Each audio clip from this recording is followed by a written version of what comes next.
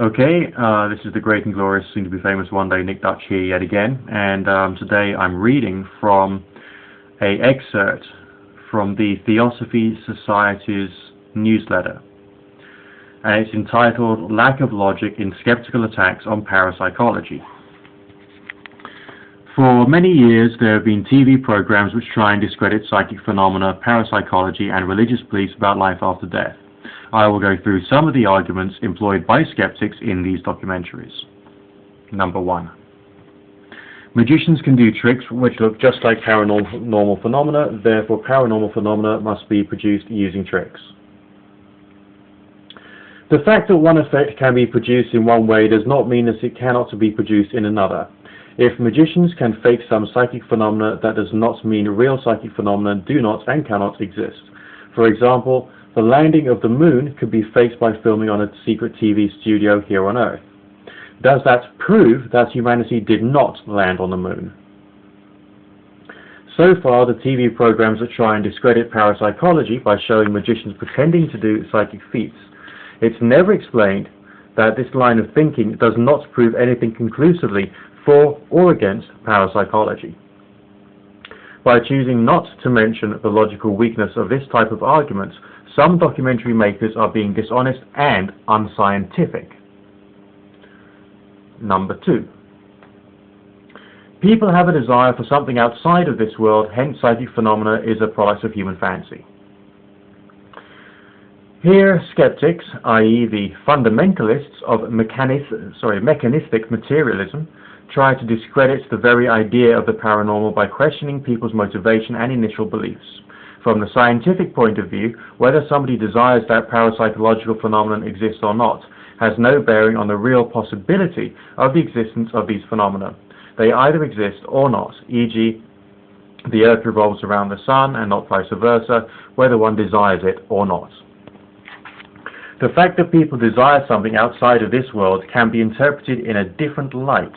Maybe we desire parapsychological phenomena to be true because we feel that mechanistic materialism with which we are being conditioned is an illusion and an innermost feelings urge not us to accept the mechanistic reality.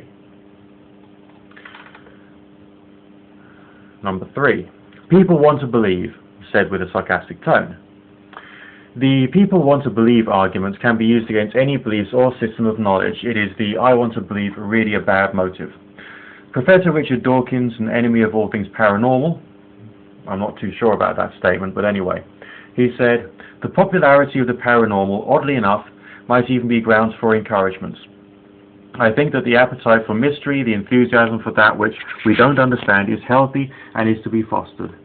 It is by the same appetites that drives the best true science. And that was a quote from Richard Dawkins, Richard Dimbleby lecture, BBC One, on the, I think, the 12th of November 1996. Finally, our short analysis, we arrive at the very root of skepticism, which is the final argument, I think. Parapsychological phenomena are against the laws of nature. This is the mother of all mechanistic skeptical philosophy. In this argument, one asserts that science really knows the laws of nature. The whole concept of the laws of nature is taken here very naively.